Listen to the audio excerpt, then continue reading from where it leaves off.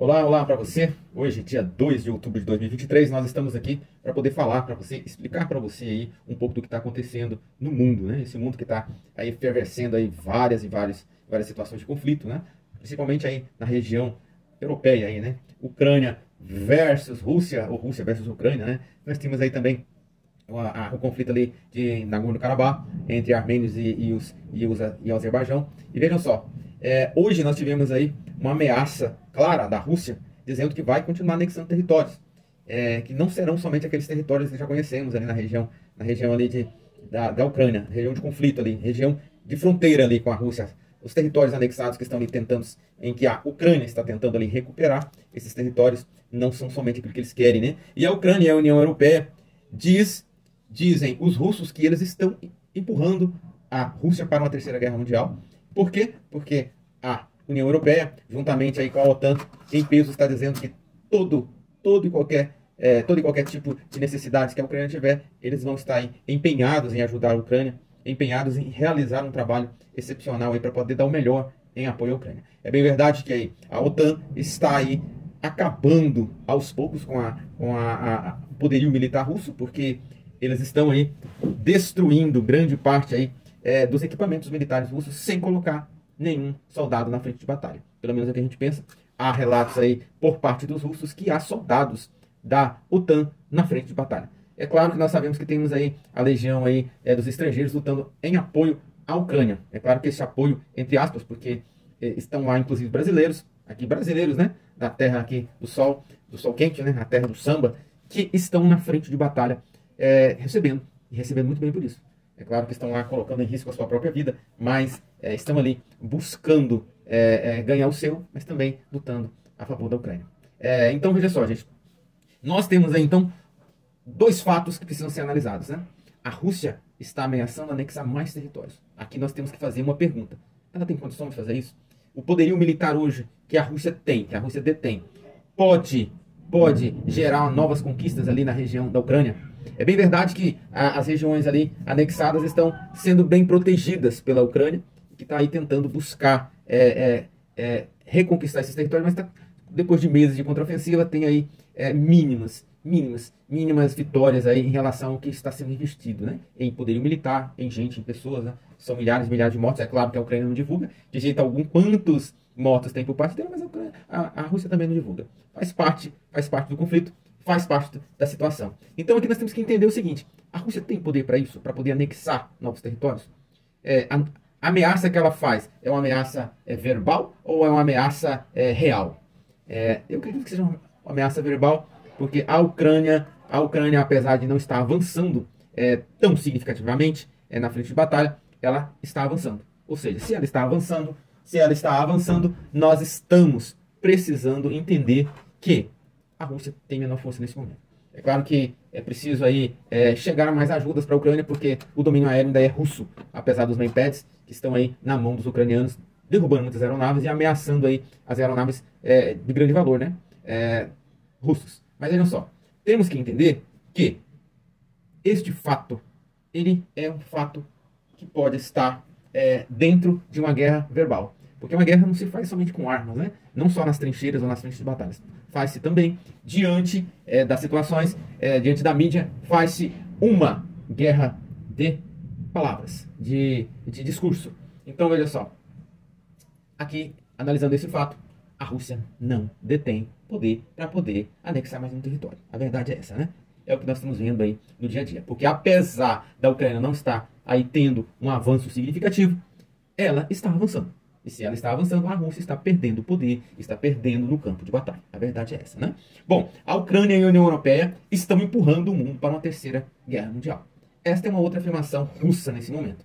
Vamos colocar o termo russo, estabelecendo aqui parâmetros verbais vocalizados aí, né, pelos líderes, os maiores líderes da Rússia, os maiores representantes da nação russa, né? Gente, quem invadiu a Ucrânia foi a Rússia. Nós não estamos aqui fazendo juízo de valor, dizendo que a Ucrânia não merecia. Nós não temos que discutir isso. Há um país delimitado, estabelecido de acordos anteriores à guerra, que estabelecia os limites territoriais da Ucrânia. E esses limites territoriais da Ucrânia foi invadido pela Rússia. Isso é claro. Ninguém nega que os espaços invadidos na Ucrânia eram territórios da Ucrânia. Então vejam só, cabe a nós aqui identificarmos que a União Europeia, a OTAN e a Ucrânia estão arrastando a Rússia para uma terceira guerra mundial? Ou todo o planeta para uma terceira guerra mundial? Vamos lá, gente? Vamos lá. Tivemos um problema técnico aqui, sempre acontece, né? Vamos lá, gente. Estamos aqui então discutindo sobre a Ucrânia e a União Europeia, a OTAN aí, levando a Rússia a uma terceira guerra mundial juntamente com o planeta. Gente, a Ucrânia foi invadida, isso é fato.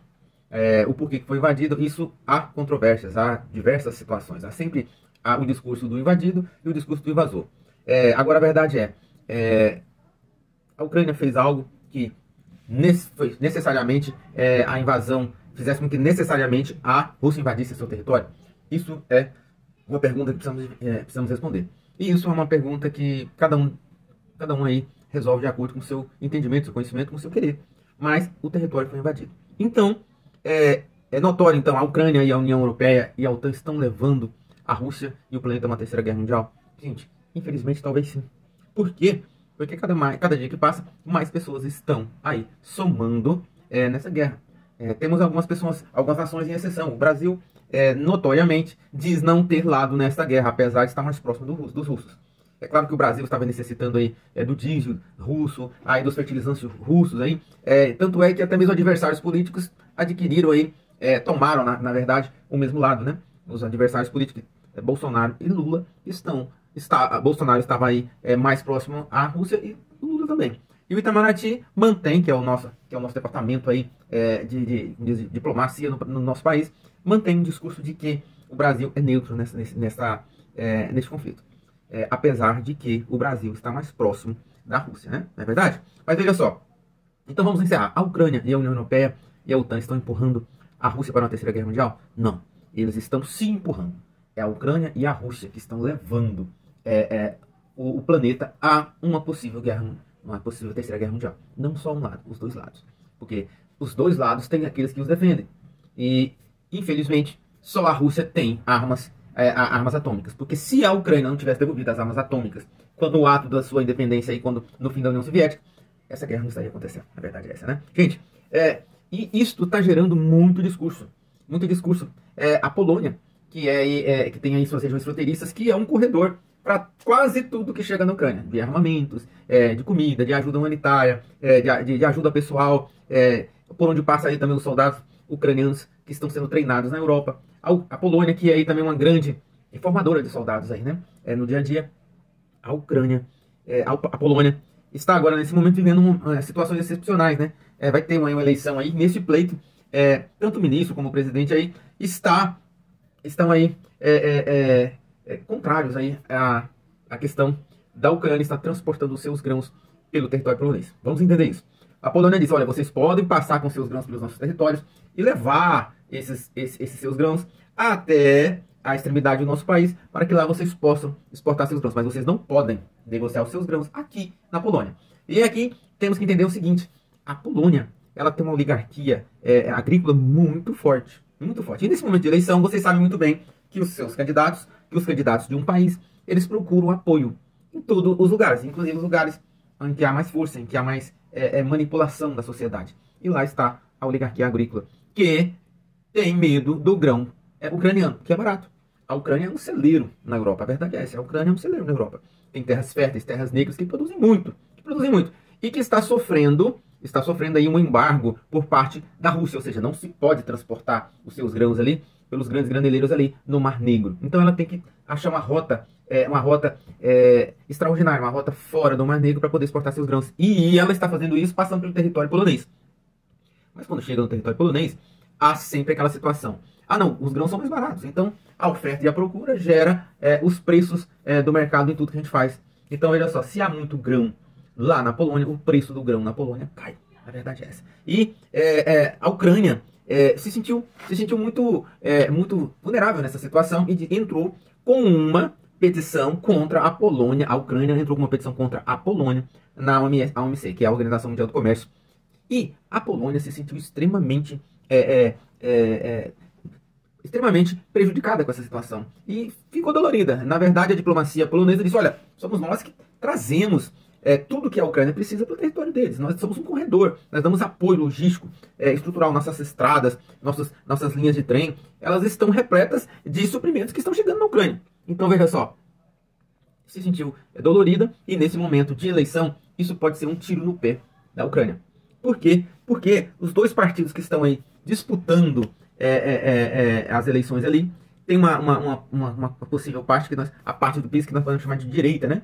E tem a parte de esquerdista aí, que podemos chamar de esquerdistas, né? São aqueles mais nacionalistas e os mais esquerdistas. E os nacionalistas aí têm um caráter mais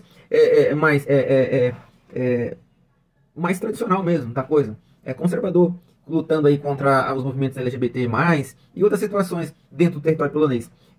E já a parte mais esquerdista diz que não. Ele está sempre buscando aí liberdade de expressão. E a Polônia, gente, antes desta guerra, ela já tinha problemas com a União Europeia. Ela já queria sair da União Europeia. Por quê? Porque a União Europeia tem um protecionismo gigantesco para com os produtos, por exemplo, da França, os produtos aí britânicos. Aí, gente, a Polônia também é um grande celeiro na Europa. Então já havia grandes discussões, ou seja, a União Europeia é uma União Europeia ou a União Europeia foi criada para poder fortalecer os maiores nomes da Europa? França, a Grã-Bretanha, a Inglaterra, né? Os outros países. Por que foi criada a União Europeia? Então já queria sair. E nesse momento, eles estão extremamente a nação polonesa nesse momento está quase que dividida, porque tem um partido, o PiS está com 31,5%, que olhando nas anotações, dos votos, e a parte hoje que representa a situação mais esquerda do país está com 27%. A Polônia já queria sair da União Europeia. Já pensou, gente, se a parte conservadora ganha essas eleições? A chance de haver aí mais atrito entre a Ucrânia é gigante. E por onde vai passar aí os suprimentos? Qual vai ser o corredor usado aí para os suprimentos chegarem na Ucrânia? Então aqui o fato é o seguinte: a Polônia terá eleições agora. E essas eleições estarão ditando muito do que vai acontecer no futuro em relação à Ucrânia e ao conflito da guerra Ucrânia-Rússia, Rússia-Ucrânia. E a análise é se a parte conservadora ganhar, vai ser pior para a Ucrânia. Mas se a parte esquerdista ganhar, pode acontecer algo excepcional. Já há ameaças de que se a parte esquerdista, se o PiS ganhar, vai expulsar aí o seu opositor do país, o seu opositor, o seu adversário político do país. Gente, eu não quero citar aqui, pormenorizar nomes, porque o que cabe a nós, brasileiros, é compreender os fatos, o que está acontecendo no mundo, sem pormenorizar detalhes e muito mais. O que eu tenho aqui, eu como professor, eu preciso deixar aquele que me ouve bem claro que o mundo está em um conflito. E eu estou querendo só dizer para você que o fato é esse. E a análise o Brasil precisa se posicionar de forma mais agressiva, se é pró-Rússia ou pró-Ucrânia. Por quê? Porque esse conflito tende a ficar mais agressivo. Nós podemos ver isso, dentro dos movimentos que estão acontecendo mundo afora. Nós teremos eleições nos Estados Unidos e nós já temos aí dentro da Câmara Congressista aí, americana, dentro do Congresso americano, aqueles que não querem mais que os Estados Unidos estejam apoiando a Ucrânia. Nesses detalhes. Então veja só, e haverá eleições, e já são maioria. Os conservadores nos Estados Unidos já são maioria no Congresso. Apesar que esses conservadores, a grande maioria, já estão aí detalhando aí, e estão expressando esse seu apoio à Ucrânia. Mas veja só, gente, na época da política, há aquele cabo de guerra e você quer ganhar cada vez mais expressividade. E Donald Trump é o conservador que não quer esse conflito. E é o opositor a Biden. Joe Biden, que não fez uma política muito bem feita aí, uma política externa muito bem feita nesse seu governo. Joe Biden não conseguiu fechar acordos aí com o Irã, não conseguiu fechar acordos para impedir essa guerra entre Ucrânia e Rússia. Joe Biden, que é uma pessoa que hoje é considerada sem expressividade social. Como assim? Ele não dá conta de fazer pontes entre os Estados Unidos e as demais nações do planeta. Bom, os fatos de hoje são: a Rússia ameaça anexar mais territórios, a Ucrânia e a União Europeia e a OTAN, será que estão realmente levando a Rússia a uma terceira guerra mundial juntamente com o restante do planeta? E anotei aqui também, olha, gente, esses são dos dois primeiros fatos mais importantes da discussão de hoje. Hoje, 2 de outubro de 2023. Mas veja só, o terceiro ponto, que é a Polônia terá eleições excepcionais. o que será que vai acontecer? Os conservadores, os esquerdistas, quem vai ganhar essa eleição? E nós temos um quarto ponto que nós não podemos deixar de falar hoje. Gente, os curdos fizeram um ataque, taranã, né? Taranã aí, nós não podemos falar essa palavra aqui, mas taranã aí, dentro do território turco. O TKK aí, que é um movimento separatista dentro do território turco. E os turcos não alisaram. Eles fizeram um ataque aí em repressão a esses ataques taranã aí dentro do seu território. Os curdos que estão aí lutando para poder ganharem aí independência e ganhar um grande território dentro da área turca, né? E os curdos que ganharam um grande espaço social na guerra Estados Unidos e Iraque. Mais uma vez está aí um problema que o Biden não resolveu. Não foi o Biden que criou, mas também não resolveu. Então veja só, por hoje é só. Quero que vocês entendam o seguinte: o mundo está em uma efervescência de conflitos e é preciso que o Brasil defina mais agressivamente o lado em que ele está. Por quê? Porque esse conflito tende a estar mais agressivo nos próximos meses. E o mundo passa por um momento de dificuldade extrema, em que seus governantes precisam declarar lado e fazer alianças. Tchau, obrigado, foi um prazer. Se você tiver interesse nos assuntos, nós estamos aqui para poder analisar os fatos e dizer a você o que é que está acontecendo no dia a dia. Nós queremos aqui tão somente que você compreenda o que se passa no dia a dia, tá bom? Se você gostou do nosso conteúdo, deixe seu like, se inscreva no canal e seja bem-vindo, sempre.